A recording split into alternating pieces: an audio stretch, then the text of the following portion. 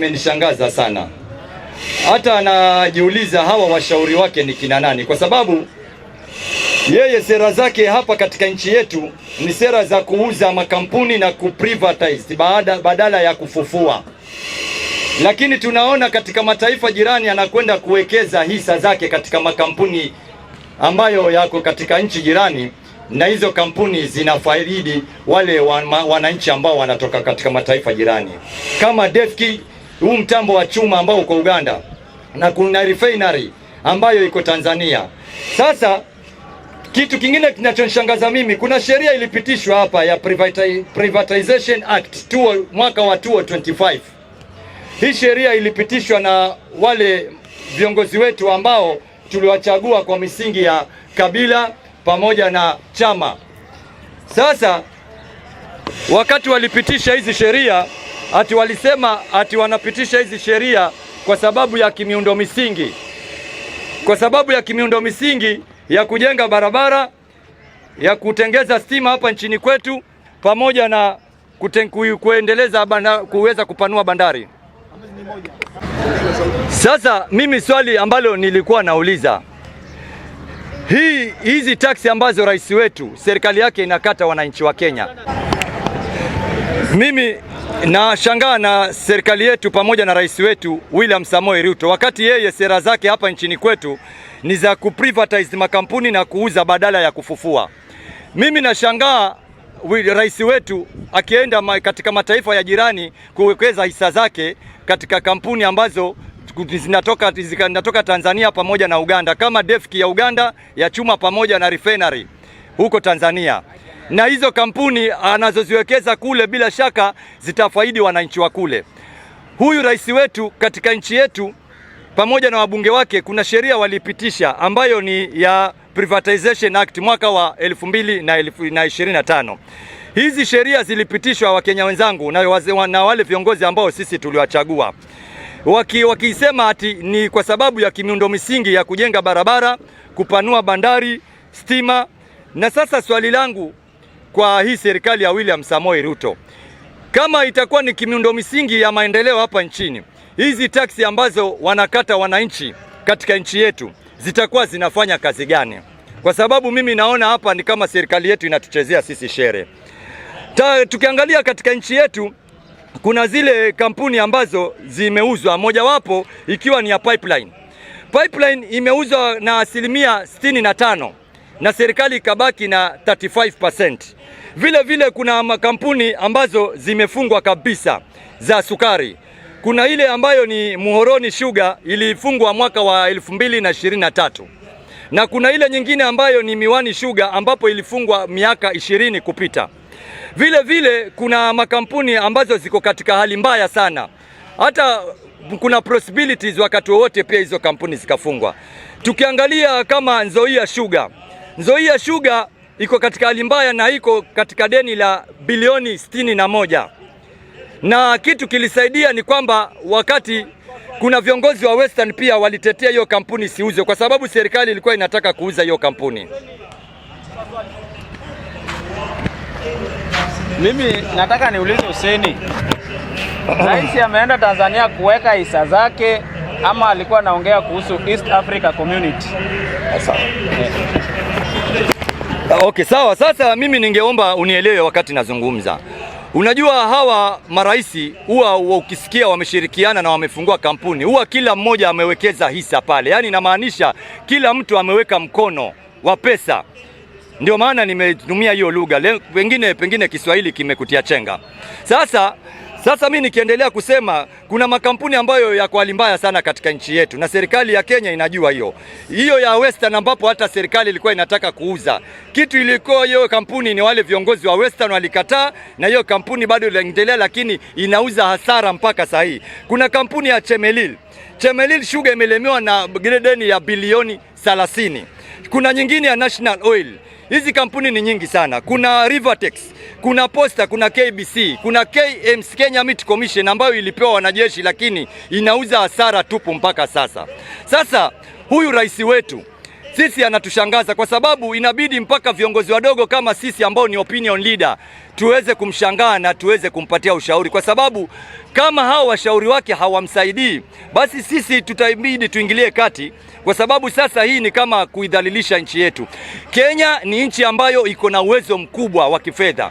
Sasa hatuwezi kushindwa kufungua makampuni yetu sisi, na sisi tunaposema William Samoei Ruto ni one term, sisi hatusemi kwa sababu ya propaganda ama kwa sababu ya chuki, ni kwa sababu ya yale mambo ambayo anayofanya ya ajabu ya kushangaza. Ni mambo ambayo hata hayafai kufanywa na rais wetu katika nchi yetu.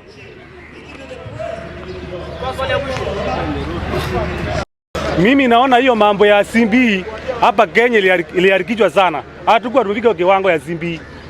Saa hii ni jukumu ya wazazi, wasukume wa mbunge na wao wajitokeze wakati hiyo kitu.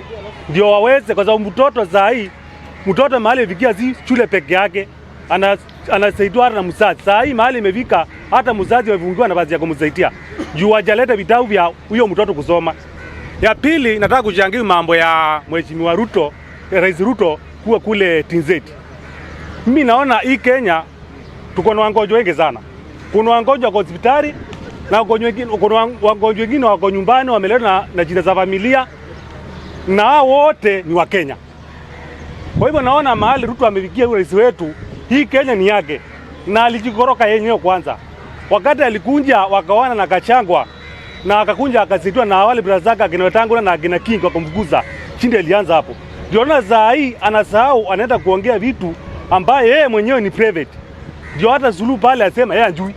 Inaonekana ni kitu ambaye yeye mwenyewe alikuwa wameongea pale na akaisema kwa sababu ya mgonjwa wake. Alibuguza bibi akaenda akatanganywa. Ni vile kama unaona mboma inakuwa na bibi, yeye anazitoa na mbura zake wanabuguza bibi, wanaruti, wanaanza kuuza vitu vyake polepole. Saa hii kuna watu wamejua Ruto amekorokeka na waanza kumnyembelea wajakue Kenya. Hawa ni kina Wanga na hawa maseneta wake. So wakati watatoka hivi, kina Kigi na kina Wetangula wanapaswa washtakiwe, sababu sioni bila hesa lete mzuata mbugeni wakakumbalia mtu akatolewa kiti kinyume ya sheria na baadaye akuje watu waletwe gharama walipe. Wao ndio wanapaswa walivyo kitu. Kwa hivyo Ruto yeye mwenyewe anajikoroka na anaweza kuwa ni mgonjwa. Kwa hivyo simuzemi kuombaya, lakini kulingana vile amekoroka saa hii hajielewi. Na hapo tumuelewe. Hata naomba sana akina Kachagwa tupeleke wanyamaze tu atoke polepole.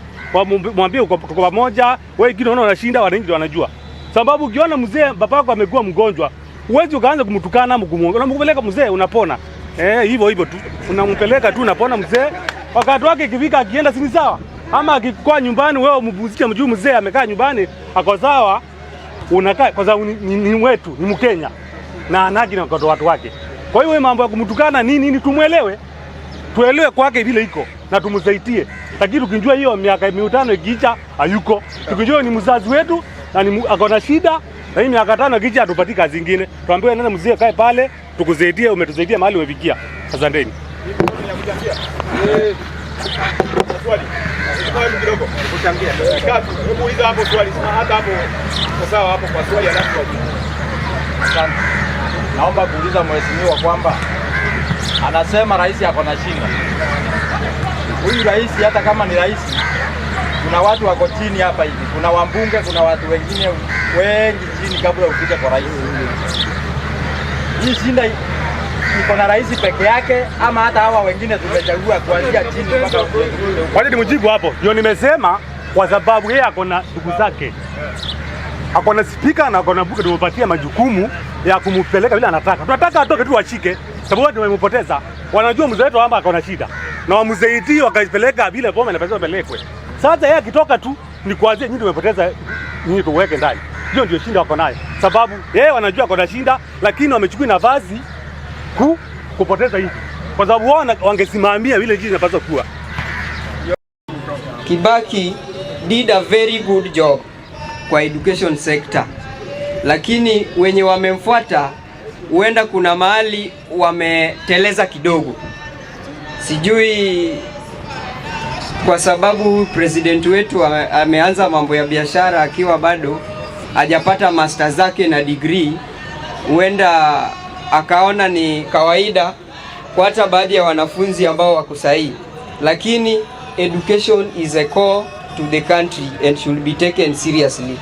Kibaki alichapisha constitution in 205 206 na hizo copies ilifika kwa kila shule. Each and every pupil and students at that time could read constitution and they could be educated the benefit of knowing your right as a citizen of country Kenya. But where did we get lost? Saa hii hiyo formula imepotea. Serikali yenye iko inatapatapa. Ukiuliza Ministry of Education atakwambia the government hajamsukumia pesa. Kwa nini? He is too much relaxed to push. The parliament in place hawasukumi mambo ya education. Pale wanaenda kama niongo wanapewa, wanapitisha tu sheria. For example, now ukiongelea mambo ya export ambayo ni sawa, wakiongeza hiyo tarifu, hiyo itasaidia nchi kuendelea, but with the time itaangaliwa. Kuna baadhi ya goods ambazo zinaingia kutoka nje that sisi pia wananchi, sisi pia nchi kama Kenya tunahitaji fedha, na ile fedha wenye wako nje, we are doing export, we are doing import and export at the same time, but export is coming at a lower tariff. So I think investor pia wao pia sisi tunachunwa hapa kwa nchi yetu, wao pia wacha wachunwe venye wakileta, so that kila mtu akue ina balance ratio. Nikimalizia kwa hii issue ya Tanga,